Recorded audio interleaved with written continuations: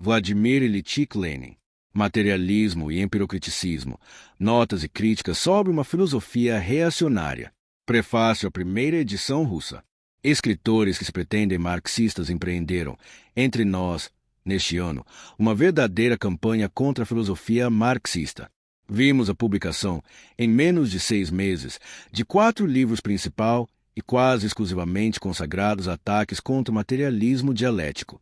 Mencionemos, em primeiro lugar, a coletânea de artigos de Vladimir Alexandrovich Bazarov, Alexander Alexandrovich Bogdanov, Anatoly Vassilievich Lunacharsky, Pavel Ivanovich Berman, Elfon, Vladimir Alexandrovich Yushevich Suvorov, intitulada Ensaios, seria melhor dizer, contra filosofia marxista, publicada em São Petersburgo no ano de 1908. Vem a seguir os livros de Vladimir Alexandrovich Yushevich, Materialismo e Realismo Crítico, de Pavel Ivanovich Berman, A Dialética sob o ponto de vista da teoria contemporânea do conhecimento, e de Valentino, As Construções Filosóficas do Marxismo. Karl Marx e Friedrich Engels muitas vezes qualificaram suas concepções filosóficas de materialismo dialético. Todos esses autores não o podem ignorar. Unidos, apesar das evidentes divergências de suas opiniões políticas, pelo ódio ao materialismo dialético, eles se pretendem, entretanto, marxistas em filosofia. A dialética de Friedrich Engels é uma mística, diz Berman. As ideias de Friedrich Engels envelheceram, afirma Bazarov ocasionalmente, como se fosse uma coisa inconsistente, e fica o materialismo refutado por esses intrépidos guerreiros, sob a invocação arrogante da teoria contemporânea do conhecimento, da mais moderna filosofia, ou do positivismo mais moderno, da filosofia das ciências naturais do século XX. Apoiando-se nessas doutrinas, pretensamente mais modernas, nossos destruidores do materialismo dialético atingem intrepidamente o evidente reconhecimento do fideísmo. Vê-se isso melhor em Lunacharsky, mas esse não é o único. Enquanto perdem toda a coragem e todo o respeito de suas próprias convicções quando se trata de definir explicitamente sua atitude diante de Karl Marx e Friedrich Engels. O fato é que o seu abandono do materialismo dialético, isto é, do marxismo, é completo. Na realidade, apenas subterfúgios sem fim, tentativas de contornar o problema, de cobrir sua retirada, de substituir o materialismo em geral por materialismo qualquer. Em suma, decidida recusa de analisar as inúmeras teses materialistas de Karl Marx e Friedrich Engels. Verdadeira revolta de joelhos, segundo a feliz expressão de um marxista. Revisionismo filosófico típico, porque os revisionistas são os únicos a adquirir um triste renome, excluindo as concepções fundamentais do marxismo e mostrando-se incapazes, demasiado tímidos, para um ajuste de contas com franqueza, retidão, decisão e clareza com as ideias abandonadas. Quando os marxistas ortodoxos vêm a combater certas concepções envelhecidas de Karl Marx, como tem feito Franz Meyer em relação a determinadas afirmações históricas, fazem-no sempre com tal precisão, de um modo tão circunstanciado, que não se pode encontrar em seus trabalhos menor equívoco. Existe, aliás, em Ensaios de Filosofia Marxista, uma frase que parece verdadeira. É a seguinte expressão de Anatoly Vassilievich Lunacharsky, início da citação de Anatoly Vassilievich Lunacharsky, abre aspas, nós, trata-se, evidentemente, dos autores dos ensaios, talvez estejamos enganados, mas investigamos, fecha aspas, Anatoly Vassilievich Lunacharsky, Ensaio de Filosofia Marxista, página 161, que a primeira proposição é uma verdade absoluta e a segunda uma verdade relativa. Farei o possível por demonstrar no livro que ofereço à atenção do leitor.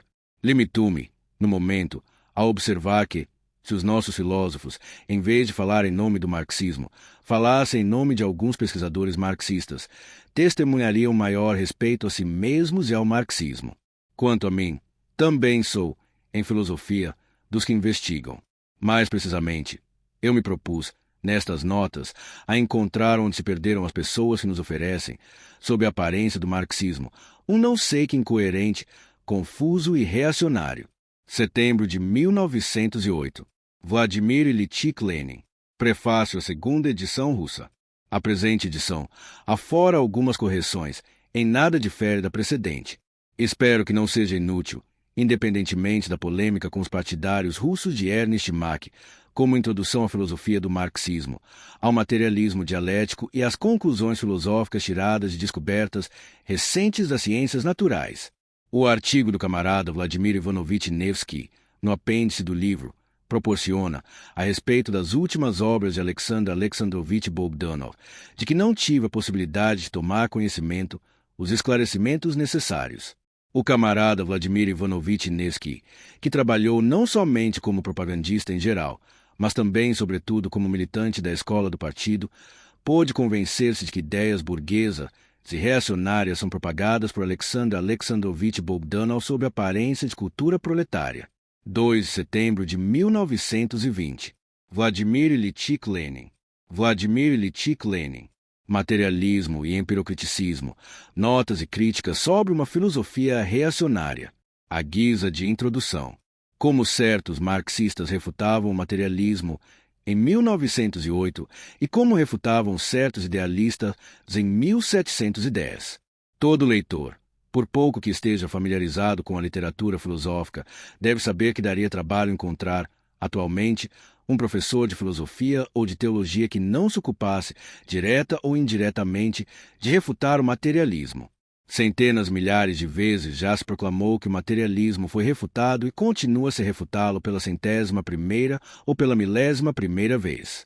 Os nossos revisionistas vivem a refutar o materialismo, fingindo não refutar, a bem dizer, senão o materialista Georg Valentinovich Plekhanov, não o materialista Friedrich Engels, nem o materialista Ludwig Feuerbach, nem as concepções materialistas de Joseph Didin, e colocando-se do ponto de vista do positivismo mais moderno, contemporâneo, das ciências naturais e assim por diante. Sem recorrer às referências que cada um encontrará à vontade, há centenas, nas obras já mencionadas, lembrarei apenas os argumentos com auxílio dos quais Vladimir Alexandrovich Bazarov, Alexander Alexandrovich Bogdanov, Vladimir Alexandrovich Yushevich, Valentino, Viktor Mikhailovich Chernov e alguns outros partidários de Ernst Mach triunfaram sobre o materialismo. A expressão maquista adquiriu foros de cidadania na literatura russa e a citarei no texto, em virtude de sua simplicidade e de sua concisão, do mesmo modo que a expressão empirocriticismo. Ernst Mach é geralmente reconhecido na literatura filosófica como o mais popular dos atuais representantes do empirocriticismo, e os desvios de Alexander Alexandrovich Bogdanov e Vladimir Alexandrovich Yushevich de sua doutrina pura são, como demonstraremos a seguir, de ordem secundária. Os materialistas, dizem-nos, reconhecem o inimaginável e o incognoscível, a coisa em si, a matéria situada fora da experiência, além do nosso conhecimento.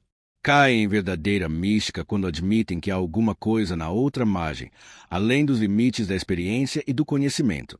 Quando proclamam que a matéria, atuando sobre os órgãos dos nossos sentidos, provoca sensações, os materialistas se baseiam no desconhecido, no nada, uma vez que eles mesmos reconhecem nossas sensações como a única fonte do conhecimento. Os materialistas caem no caso do kantismo.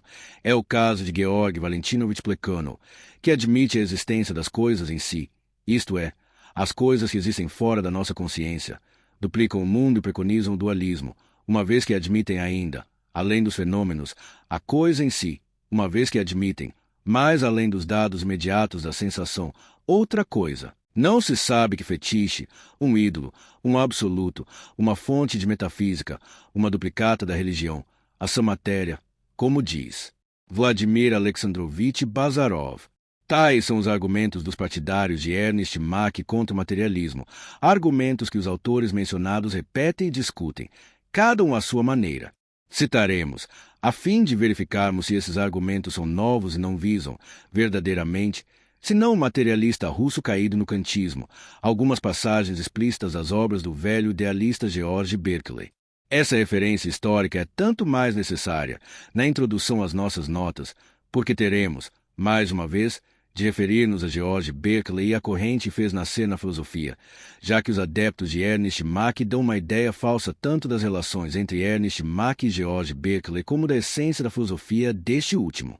A obra do bispo George Berkeley, editada em 1710 sob o título Tratado dos Princípios do Conhecimento Humano, começa com os seguintes raciocínios. Início da citação de George Berkeley. Abre aspas. Para quem quer que estude os objetos do conhecimento humano, é claro que representam ou bem ideias efetivamente percebidas pelos sentidos, ou ideias adquiridas pela observação das emoções e dos atos da inteligência, ou Afinal, ideias formadas com auxílio da memória e da representação. Concebo, com auxílio da visão, a luz e a cor, suas gradações e suas variedades. Percebo, com auxílio do tato, o mole e o duro, o quente e o frio, o movimento e a resistência. O olfato dá-me a conhecer os odores, o paladar, os sabores, a audição, os sons. Como as diferentes ideias se observam combinadas umas às outras, dá-se-lhes um nome comum e se as considera como objetos. Observam-se, por exemplo, uma cor, um gosto, um odor, uma forma, uma consistência determinados em certa combinação. Reconhece esse conjunto como um objeto que se designa pela palavra maçã. Outras coleções de ideias constituem o que se pode chamar de pedra, árvore, livro e outros objetos palpáveis. Fecha aspas, George Berkeley, Tratado dos Princípios do Conhecimento Humano, parágrafo 1. Tal é o conteúdo da primeira linha da obra de George Berkeley. Lembremo-nos de que esse autor toma para base de sua filosofia o duro, o mole, o quente, o frio, as cores, os sabores, os odores e assim por diante. Os objetos são, para George Berkeley, coleções de ideias, e por ideias ele entende precisamente as qualidades ou sensações que acabamos de enumerar, e não ideias abstratas. George Berkeley diz, mais adiante, que, além das ideias ou objetos do conhecimento, existe ainda o que os percebe, a inteligência, o espírito, a alma ou o eu, parágrafo 2. Isso significa, conclui o filósofo, que as ideias não podem existir fora da inteligência que as percebe. Para se convencer disso, basta que se analise o sentido do termo existir. Início da citação de George Berkeley. Abre aspas. Quando digo que a mesa sobre a qual escrevo existe, isso quer dizer que a vejo e a sinto. E, se saio do meu quarto, direi ainda que a mesa existe, no sentido de que a poderia perceber se estivesse no quarto. Fecha aspas. George Berkeley. Tratado dos Princípios do Conhecimento Humano, parágrafo 3.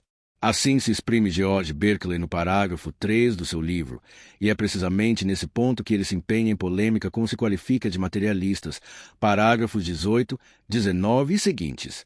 É-me, diz ele, absolutamente inconcebível que se possa falar da existência absoluta das coisas sem se considerar quem as percebe. Existir é ser percebido, isto é, trata-se dos objetos, esses percebi. Parágrafo 3. Máxima de George Berkeley habitualmente citada nos compêndios de História da Filosofia. Início da citação de George Berkeley. Abre aspas. A opinião que singularmente prevalece entre as pessoas é a de que as casas, as montanhas, os rios, numa palavra, os objetos palpáveis, têm uma existência natural ou real, diferente da que tem no espírito que os percebe. Fecha aspas. George Berkeley. Tratado do Princípio do Conhecimento Humano. Parágrafo 4. Essa opinião, diz George Berkeley, é uma contradição evidente. Início da citação de George Berkeley, abre aspas, que representam, então, esses objetos, se não objetos percebidos pelos sentidos, ora, que percebemos nós, se não nossas ideias ou nossas sensações. Não é simplesmente absurdo acreditar que combinações de ideias ou de sensações podem existir sem ser percebidas. Fecha aspas, George Berkeley. Tratado dos Princípios do Conhecimento Humano, parágrafo 4. George Berkeley substitui agora a expressão coleções de ideias pela equivalente, a seu ver, de combinação de sensações, e acusa os materialistas de uma tendência absurda de irem ainda mais longe e investigarem a fonte desse complexo conjunto, dessa combinação de sensações. No parágrafo 5, os materialistas são acusados de ser propensos à abstração, porque, na opinião de George Berkeley, é dedicar-se a puras abstrações separar as sensações dos objetos. Início da citação de George Berkeley. Abre aspas. Na realidade, o objeto e a sensação não passam de uma e a mesma coisa e não podem ser abstraídos um do outro. Fecha aspas. George Berkeley. Tratado dos Princípios do Conhecimento Humano. Parágrafo 5. Final omitido na segunda edição. Início da citação de George Berkeley. Abre aspas. Dirão que as ideias podem ser cópias ou imagens dos objetos existentes fora do espírito, na substância desprovida de pensamento. Respondo que a ideia não se pode assemelhar a outra coisa senão a uma ideia. Uma cor ou uma configuração não se pode assemelhar senão a outra cor ou a outra configuração. Pergunto, podemos perceber esses supostos originais, os objetos exteriores, de que nossas ideias seriam cópias ou imagens, ou não o podemos? Responder-me um sim, que são ideias, e não avançamos um passo, ou me responderão não, e perguntarei, então, não importa quem seja, se é sensato dizer que a cor se assemelha ao invisível, que o duro e o mole se assemelham ao imponderável. Fecha aspas, George Berkeley, Tratado dos Princípios do Conhecimento Humano, parágrafo 8. Os argumentos de Vladimir Alexandrovich Bazarov contra Georg Valentinovich Plekhanov sobre a possibilidade da existência dos objetos fora de nós, sem ação sobre os nossos sentidos, em nada diferem. E o leitor o vê, dos argumentos formulados por George Berkeley contra materialistas que ele se abstém de citar. George Berkeley considera a ideia da existência da matéria ou da substância material, parágrafo 9, como uma contradição, como um tal absurdo que acha inútil perder seu tempo em refutá-la. Início da citação de George Berkeley. Abre aspas. Porém, diz ele, uma vez que essa tese da existência da matéria parece ser tão profundamente arraigada nos espíritos dos filósofos e faz nascer tantas deduções perigosas, prefiro parecer prolixo e fastidioso, mas nada omitindo para desvendar e extirpar completamente esse preconceito. Fecha aspas. George Berkeley. Tratado dos Princípios do Conhecimento Humano, parágrafo 9. Logo veremos quais são as conclusões perigosas a que George Berkeley faz alusão. Acabemos, em primeiro lugar, com seus argumentos teóricos contra os materialistas. Negando a existência absoluta dos objetos, isto é, sua existência fora do conhecimento humano, George Berkeley expõe as ideias de seus adversários de maneira a fazer crer que admitem a coisa em si. No parágrafo 24, George Berkeley sublinha que a opinião que refuta reconhece a existência absoluta dos objetos sensíveis em si, ou fora do espírito, páginas 167 e 168 da edição citada. As duas correntes filosóficas são aqui delimitadas com a nitidez, a clareza e a franqueza que distinguem os filósofos clássicos dos fazedores contemporâneos de novos sistemas. O materialismo é a admissão dos objetos em si ou fora do espírito.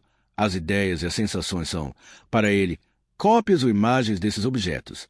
A doutrina oposta, o idealismo, professa a inexistência dos objetos independentemente do espírito. Os objetos são combinações de sensações. Isso foi escrito em 1710, 14 anos antes do nascimento de Immanuel Kant. E os nossos partidários de Ernst Mach, baseando-se numa filosofia que pretendem a mais moderna, descobrem que a admissão do objeto em si resulta da contaminação ou da perversão do materialismo pelo kantismo. Suas novas descobertas resultam de sua ignorância desconcertante da história das principais correntes da filosofia. George Berkeley formula ainda outra de suas ideias novas, a de que as noções de matéria ou de substância não passam de vestígios de antigas doutrinas destituídas de espírito crítico. Ernst Mach e Richard Avenarius, parece-lhes, fizeram avançar o pensamento filosófico, aprofundaram a análise, eliminaram da filosofia o absoluto e as substâncias imutáveis.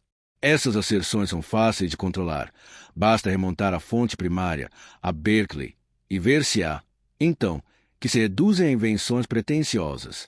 Berkeley afirma, com muita precisão, que a matéria é uma substância inexistente, parágrafo 68, que a matéria é o nada, parágrafo 80. Início da citação de George Berkeley. Abre aspas. Poderão, se quiserem, escrever a palavra matéria onde os outros empregam a palavra nada. Fecha aspas. George Berkeley. Tratado dos Princípios do Conhecimento Humano, páginas 196 e 197. Acreditou-se a princípio, diz Berkeley, que as cores, os odores e outras qualidades sensíveis tivessem uma existência real. Renunciou-se, mais tarde, a essa concepção para se reconhecer que não existem senão graças às nossas sensações. Mas essa eliminação das velhas concepções errôneas não tinha sido levada até o fim. Restava a noção de substância, parágrafo 73, preconceito análogo, página 195, definitivamente refutado pelo bispo Berkeley em 1710. Ora, encontramos ainda em nosso meio, em 1908, farsantes que tomam a sério as afirmações de Richard Avenarius, Joseph Petzold, Ernst Mach e Tutti Quanti, segundo os quais apenas o positivismo mais moderno e as mais modernas ciências naturais podem eliminar essas noções metafísicas. Esses mesmos farsantes, Alexander Bogdanov inclusive, asseguram aos leitores que a nova filosofia demonstrou precisamente o erro da duplicação do mundo na doutrina dos materialistas, que, perpetuamente refutados, falam de não sei que reflexo, na consciência humana, dos objetos existentes fora dela. Os mencionados autores escreveram a respeito dessa duplicação uma quantidade de coisas comoventes.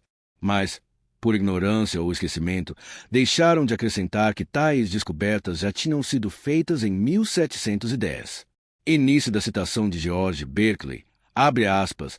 Nosso conhecimento das ideias ou dos objetos foi obscurecido, confundido, demasiadamente desviado na senda dos erros mais perigosos pela hipótese da dupla existência dos objetos materiais, notadamente da existência inteligível ou da existência na inteligência, de um lado, e da existência real, fora da inteligência, isto é, independentemente da consciência, do outro. Fecha aspas. George Berkeley, Tratado dos Princípios do Conhecimento Humano. Berkeley ridiculariza a opinião absurda que admite a possibilidade de pensar o inimaginável. A origem de tal absurdo está, naturalmente, na distinção entre objetos e ideias, parágrafo 87, na concepção dos objetos exteriores. Daí mesmo decorre, como descobriu Berkeley em 1710 e como redescobriu Alexander Bogdanov em 1908, a crença nos fetiches e nos ídolos. Início da citação de George Berkeley. Abre aspas, a existência da matéria, ou dos objetos, não foi somente o principal ponto de apoio dos ateus e dos fatalistas. A idolatria, sob todas as suas formas, baseia-se também nesse princípio. Fecha aspas, George Berkeley, Tratado dos Princípios do Conhecimento Humano, parágrafo 94.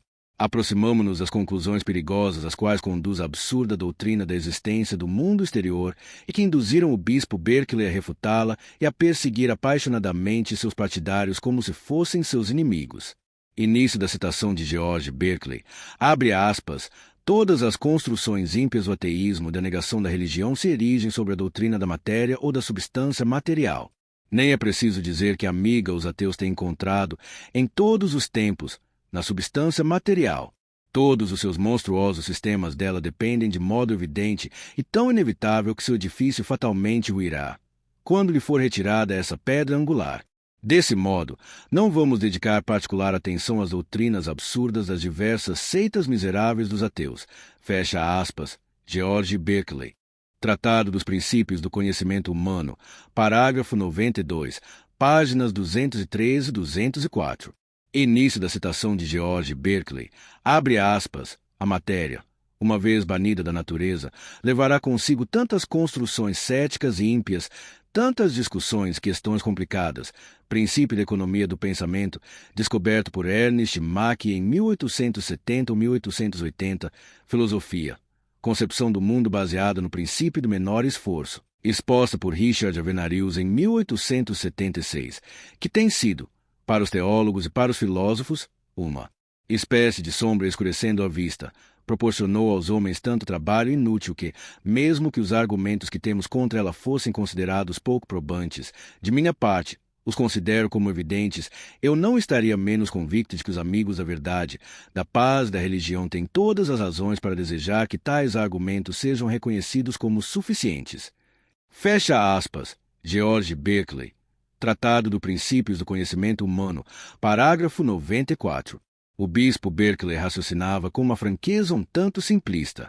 Em nossa época, as mesmas ideias sobre a eliminação econômica da matéria, em filosofia, são apresentadas com muito mais artifício, sob uma forma velada pela utilização de uma terminologia nova, destinada a fazê-las parecer aos ingênuos como sendo a filosofia mais moderna. Berkeley não falava apenas com tanta franqueza das tendências de sua filosofia. Também se esforçava por disfarçar sua nudez idealista, por apresentá-la como isenta de quaisquer absurdos e aceitável pelo senso comum. Início da citação de George Berkeley. Abre aspas. Nossa filosofia, diz ele, defendendo-se instintivamente contra a acusação do que se chama agora idealismo subjetivo e solipsismo, não nos priva de nenhum objeto na natureza.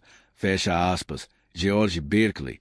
Tratado dos Princípios do Conhecimento Humano, parágrafo 34. A natureza subsiste e também a distinção entre as realidades e as quimeras, mas umas e outras existem no mesmo nível na consciência. Início da citação de George Berkeley. Abre aspas.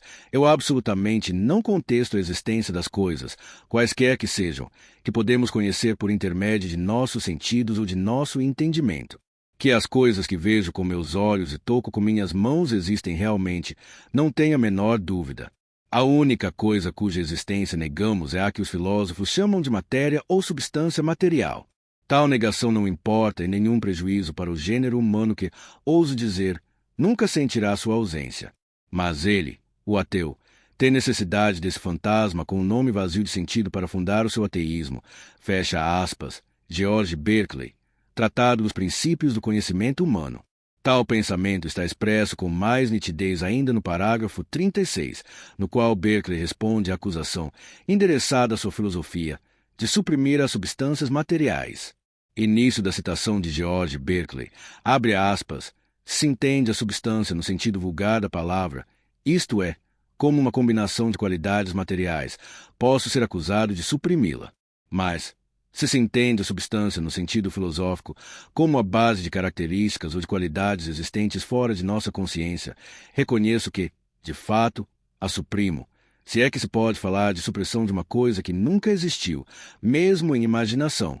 Fecha aspas. George Berkeley, Tratado dos Princípios do Conhecimento Humano, parágrafo 36. O filósofo inglês Alexander Campbell Fraser, idealista e partidário de Berkeley, que editou, anotadas, as obras do mestre, chama, não sem razão, a doutrina de Berkeley de realismo natural, página 10 da edição citada. Essa curiosa terminologia deve ser bem considerada, porque exprime o desejo de Berkeley de aparentar realismo.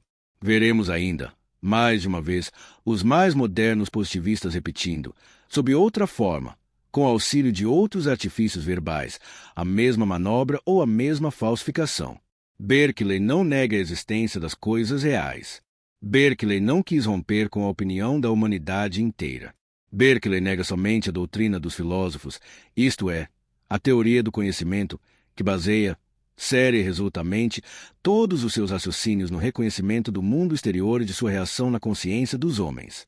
Berkeley não nega as ciências naturais alicerçadas, e o foram sempre, muitas vezes inconscientemente, sobre essa teoria, a teoria materialista, queremos dizer, do conhecimento. Início da citação de George Berkeley. Abre aspas. Podemos deduzir, de nossa experiência, Berkeley, filosofia da experiência pura, relativa à coexistência e à sucessão das ideias em nossa consciência, o que demonstraríamos ou veríamos se estivéssemos colocados em condições muito diversas daquelas em que nos encontramos neste momento. É nisso que consiste o conhecimento da natureza que, vejam bem, pode conservar, com toda a lógica, seu valor e sua certeza, de acordo com o que ficou dito acima. Fecha aspas. George Berkeley, Tratado dos Princípios do Conhecimento Humano, parágrafo 59. Consideremos o mundo exterior, a natureza, como uma combinação de sensações suscitadas em nosso espírito pela divindade. Admitiu e renunciar a investigar a causa das sensações fora da consciência, independentemente do homem. E reconhecerei, dentro dos limites de minha teoria idealista do conhecimento, todas as ciências naturais, todo o alcance e toda a certeza de suas conclusões. Necessito desses limites e não necessito senão desses limites para justificar minhas deduções a favor da paz e da religião. Tal é o pensamento de Berkeley. Veremos, a seguir, quando examinarmos a atitude dos adeptos de Ernest Mach diante das ciências naturais, esse pensamento que bem exprime a essência da filosofia idealista e sua significação social. Vejamos ainda uma das mais novas descobertas, tomada, no século XX, pelo positivista mais moderno e realista crítico Pavel Yushevich ao bispo George Berkeley. Refiro-me ao empiro-simbolismo. A teoria favorita de Berkeley, diz Alexander Campbell Fraser, é a do simbolismo natural universal, página 190 da edição citada, ou do simbolismo da natureza. Se essas palavras não se encontrassem numa edição de 1871, poder-se-ia suspeitar que o filósofo fideísta inglês já tivesse plagiado do matemático e físico Henri Poincaré, nosso contemporâneo, ou do marxista russo Pavel Yushevich. A teoria em questão de Berkeley, admirada por Fraser, é exposta pelo bispo nos seguintes termos. Início da citação de George Berkeley. Abre aspas. A relação das ideias. Não esquecer que, para Berkeley, ideias não diferem dos objetos, não supõem a relação de causa e efeito, mas somente a da característica, ou do sinal e o objeto designado de um modo ou de outro. Fecha aspas. George Berkeley. Tratado dos Princípios do Conhecimento. humano, parágrafo 65. Início da citação de George Berkeley. Abre aspas. É, pois, evidente que os objetos que, do ponto de vista da noção de causalidade, contribuindo ou concorrendo para a produção do efeito, são absolutamente inexplicáveis, nos levam a formidáveis absurdos, podem ser explicados, e isso de modo inteiramente natural, desde que encarados como marcas ou como sinais servindo para nos indicar. Fecha aspas. George Berkeley. Tratado dos Princípios do Conhecimento Humano, parágrafo 66. Para Berkeley e Fraser, é, sem dúvida, a divindade, nada mais, nada menos, que nos ensina por meio de tais empiro-símbolos. Quanto ao valor gnoseológico do simbolismo, consiste, na teoria de Berkeley, em substituir pelo simbolismo a doutrina que pretende explicar as coisas através de causas materiais. Parágrafo 66. Estamos, pois, em presença, a respeito do problema da causalidade, de duas correntes filosóficas. Uma pretende explicar as coisas através de causas materiais, estando manifestamente ligada a essa absurda doutrina da matéria refutada pelo bispo Berkeley. A outra relaciona a noção de causalidade com a da marca ou do sinal divino servindo para nos ensinar. Encontraremos essas duas correntes adaptadas à moda do século XX quando da análise da atitude da doutrina de Ernst Mach e do materialismo dialético diante dessa questão. É preciso ainda observar, acerca da questão da realidade, que Berkeley, recusando-se a reconhecer a existência dos objetos independentemente da consciência, se esforça por encontrar um critério de distinção entre o real e o fictício. Referindo-se, no parágrafo 36, às ideias que o espírito humano evoca à vontade, diz ele, início da citação de George Berkeley, abre aspas, essas ideias, são pálidas, débeis, instáveis, em comparação com as que nos são proporcionadas pelos nossos sentidos. Essas últimas, impressas em nós segundo certas regras ou certas leis da natureza, testemunham a ação de uma inteligência mais poderosa e mais sábia do que a inteligência humana. Tem, como se diz, uma realidade superior à das primeiras, noutros termos, são mais claras, mais ordenadas, mais distintas, não constituem ficções do espírito que as percebe. Fecha aspas, George Berkeley, Tratado dos Princípios do Conhecimento Humano. Aliás, no parágrafo 84, Berkeley procura ligar a noção do real à percepção simultânea de sensações idênticas por numerosas pessoas. Como, por exemplo, resolver esta questão? Uma transformação de água em vinho, que, suponhamos, alguém nos relata, foi real? Início da citação de George Berkeley. Abre aspas. Se todos os assistentes tinham visto o vinho, se lhe tivessem percebido o odor, se tivessem bebido e saboreado, se lhe tivessem comprovado o efeito, a realidade de tal vinho estaria, para mim, fora de dúvida. Fecha aspas. George Berkeley. Tratado dos Princípios do Conhecimento Humano. E Alexander Campbell Fraser comenta. Início da citação de Alexander Campbell Fraser. Abre aspas. A consciência simultânea, em diferentes pessoas, das mesmas ideias sensoriais é aqui considerada, contrariamente à consciência puramente individual ou pessoal dos objetos ou das emoções imaginados, como a prova da realidade das ideias da primeira categoria. Fecha aspas. Alexander Campbell Fraser. Vê-se, portanto, que o idealismo subjetivo de Berkeley não pode ser compreendido como a diferença entre a percepção individual e a percepção coletiva. Tenta, ao contrário, construir sobre essa diferença o seu critério de realidade. Explicando as ideias pela ação da divindade sobre o espírito humano, Berkeley aproxima-se do idealismo objetivo. O mundo não é mais a minha representação, mas o efeito de uma causa divina, suprema, criadora tanto das leis da natureza como das leis de acordo com as quais se distinguem as ideias mais reais das ideias menos reais. Noutra obra intitulada Três Diálogos entre Hylas e Philonous, 1713, em que Berkeley se esforça por expor suas opiniões numa linguagem popular, a diferença entre sua doutrina e a doutrina materialista é assim formulada. Início da citação de George Berkeley. Abre aspas. Afirmo, como vós, os materialistas, que se alguma coisa atua sobre nós do exterior, devemos admitir a existência de forças atuando fora de nós, de forças pertencentes a um ser diferente de nós. O que nos separa é a questão de saber de que natureza é esse ser poderoso. Afirmo que é o espírito, vós, que é a matéria ou não sei que, e, posso acrescentar, não sabeis melhor, terceira natureza, fecha aspas, George Berkeley. 3 Diálogos entre Hylas e Philonous, página 335 da edição citada. Alexander Campbell Fraser comenta assim essa passagem. Início da citação de Alexander Campbell Fraser. Abre aspas. Eis o nó da questão. Segundo os materialistas, os fenômenos sensíveis são devidos a uma substância material ou a uma terceira natureza desconhecida. Segundo David Hume e os positivistas, sua origem é absolutamente desconhecida e não podemos senão generalizá-los como fatos, seguindo o uso do método indutivo. Fecha aspas. Alexander Campbell Fraser. O discípulo inglês de Berkeley, Fraser, aborda aqui, de seu ponto de vista idealista e com sua habitual firmeza idealista, as linhas fundamentais da filosofia, tão bem caracterizadas pelo materialista Friedrich Engels. Em seu Ludwig Feuerbach, Engels divide os filósofos em 2 grandes categorias, os materialistas e os idealistas. Estudando mais profundamente do que Fraser as teorias dessas 2 correntes em suas formas mais desenvolvidas, mais variadas e mais ricas, Engels vê entre elas esta diferença capital. Para os materialistas, a natureza determina o espírito. Para os idealistas, dá-se o contrário. Engels situa entre uns e outros os discípulos de David Hume e Immanuel Kant, aos quais chama de agnósticos, pois negam a possibilidade de conhecer o universo, pelo menos de conhecê-lo a fundo.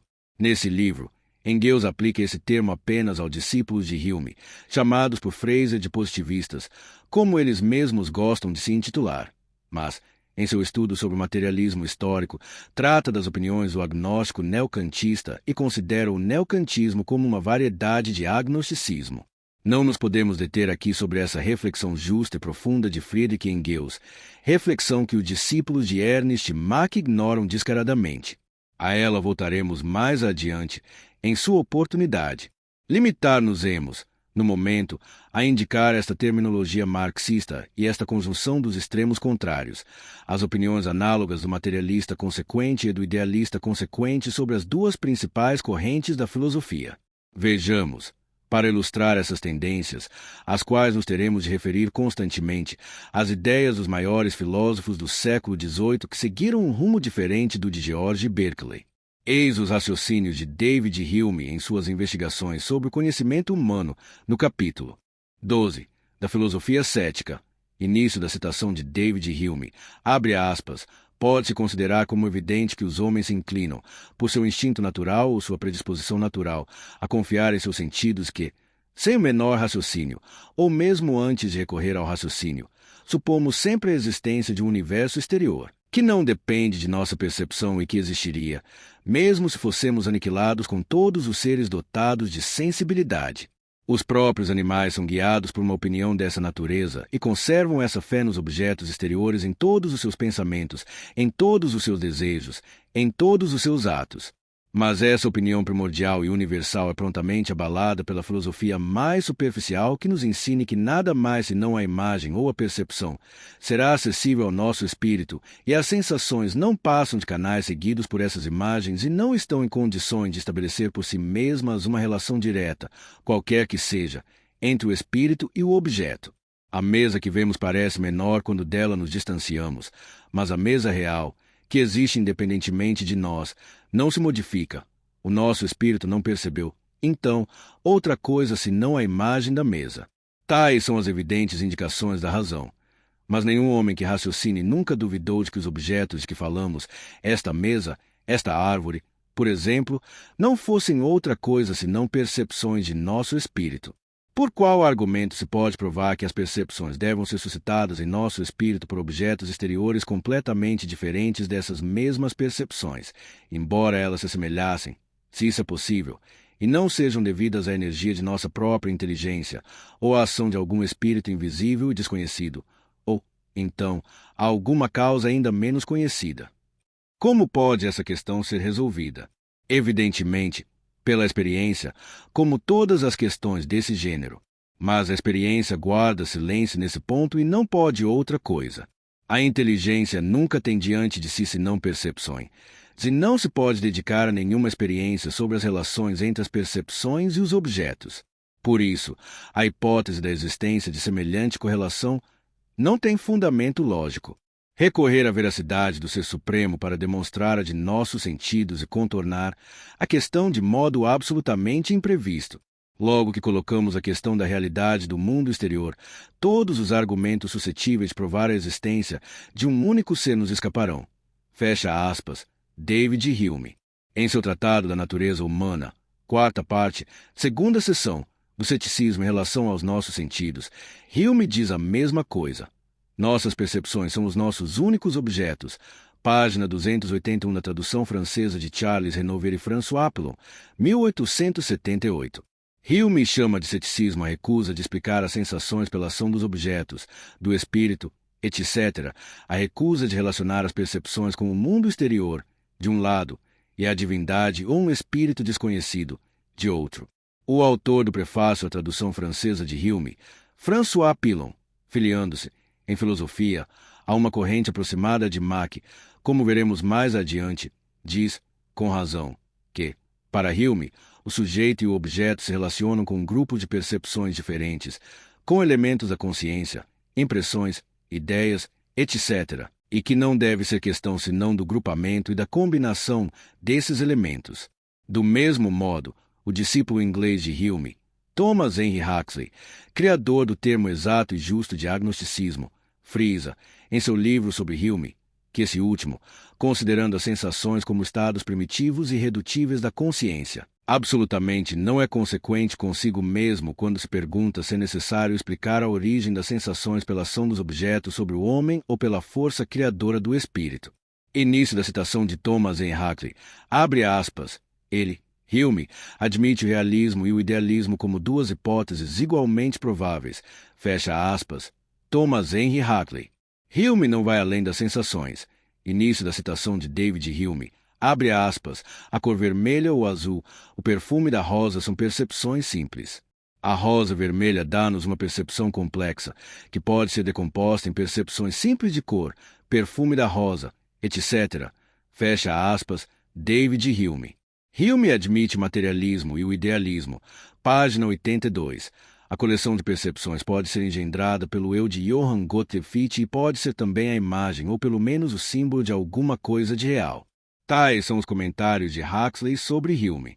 No campo dos materialistas, o mestre dos enciclopedistas, Denis Diderot, diz de Berkeley. Início da citação de Denis Diderot.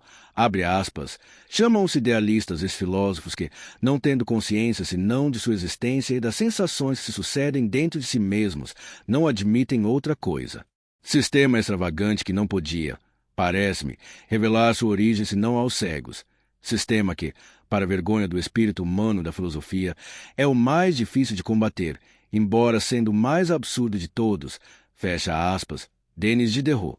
E Diderot, quase atingindo a concepção do materialismo contemporâneo, segundo a qual silogismos não bastam para refutar o idealismo, porque não se trata, no caso, de argumentos teóricos, acentua a semelhança entre as premissas do idealista Berkeley e as do sensualista N.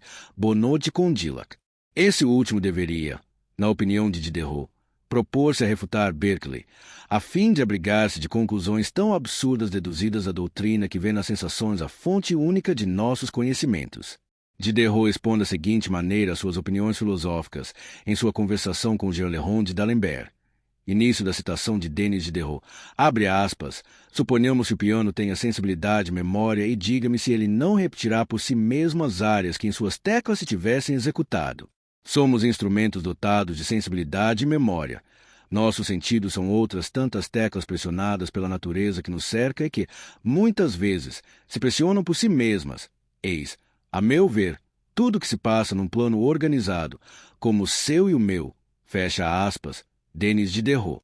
Jean Leron de D'Alembert responde que um piano assim construído deveria ter a faculdade de nutrir-se e engendrar pequenos pianos.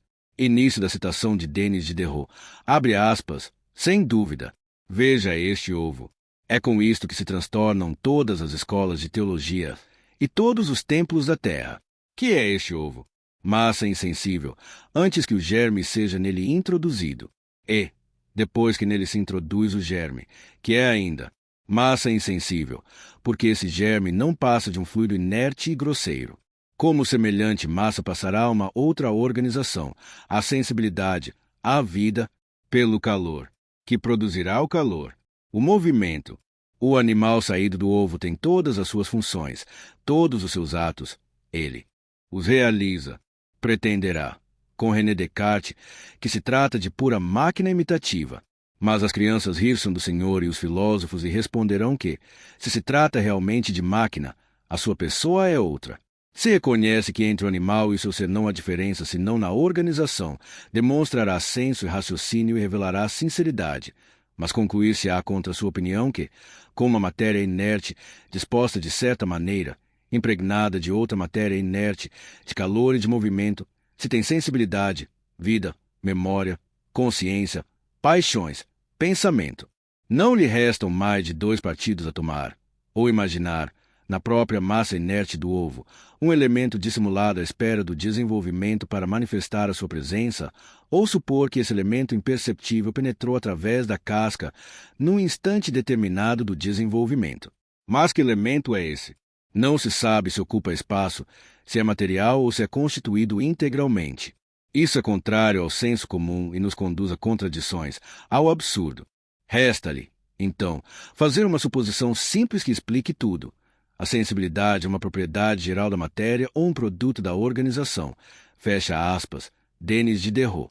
E Diderot, respondendo à objeção de D'Alembert de que essa suposição admite uma propriedade que, no fundo, não é compatível com a matéria, pergunta então, início da citação de Denis Diderot, abre aspas, e de onde sabe que a sensibilidade é essencialmente compatível com a matéria, uma vez que desconhece a essência do que quer que seja, tanto da matéria como da sensibilidade, conhece melhor a natureza do movimento, sua existência num corpo, sua transmissão de um corpo para outro, fecha aspas, Denis Diderot.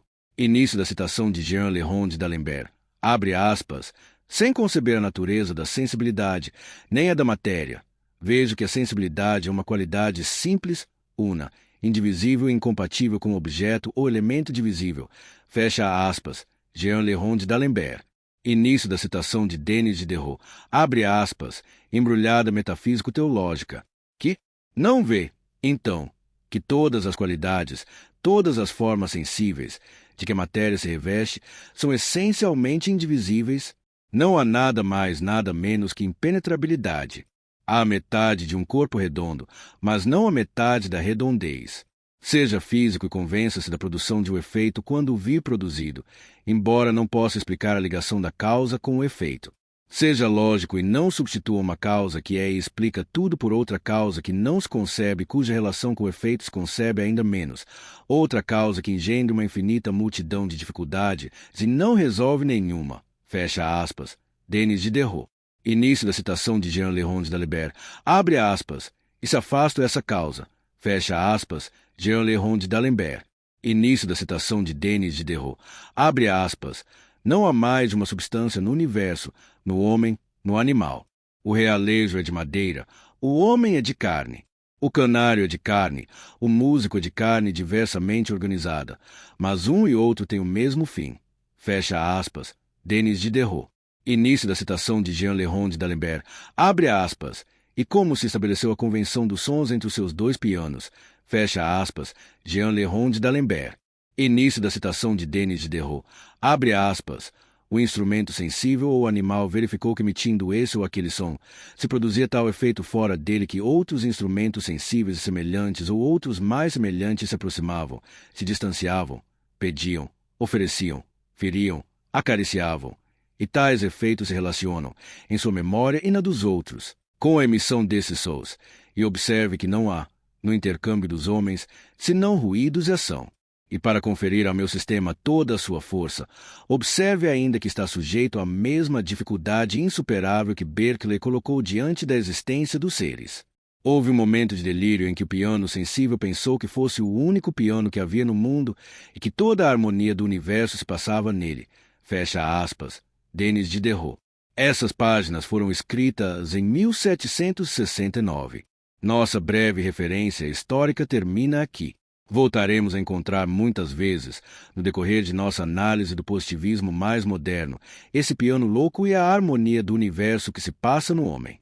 Limitemo-nos, No momento, a esta simples conclusão, os discípulos mais modernos de Ernest Mach não produziram contos materialistas nenhum, mas, literalmente, nenhum argumento que não possa ser encontrado no bispo George Berkeley. Observemos, a título de curiosidade, que um deles, Valentino, sentindo confusamente a falsidade de sua posição, esforça-se por apagar os traços de seu parentesco com Berkeley e a ele se prende de maneira bem ridícula. Podemos ler na página 150 de seu livro, início da citação de Valentino, abre aspas, quando, falando de Mach, nos mostram Berkeley, perguntamos de qual Berkeley se trata. O que se convencionou, por tradição, classificar entre os solipsistas, Zuck afirma a intervenção direta da divindade e da providência. Trata-se, de um modo geral, do bispo-filósofo Berkeley, destruidor do ateísmo, ou do profundo analista Berkeley. O fato é que Mach nada tem em comum com o Berkeley solipsista e propagandista da metafísica religiosa. Fecha aspas, Valentino. Valentino cria, aqui, a confusão e não verifica as razões pelas quais se viu obrigado a defender o idealista Berkeley, esse profundo analista, contra o materialista Denis Diderot. Diderot tomou nítida posição diante das principais correntes filosóficas. Valentino as confunde e nos consola com um tom ridículo. Início da citação de Valentino. Abre aspas. Não acreditamos que o parentesco de Mach com as concepções idealistas de Berkeley, mesmo que seja verdadeiro, constitua um crime filosófico. Fecha aspas. Valentino. Confundir duas correntes fundamentais, irreconciliáveis, da filosofia. Que há nisso de criminoso? É precisamente a essa confusão que se reduz a profunda sabedoria de Mach e Richard Avenarius. Passaremos, aliás, à sua análise.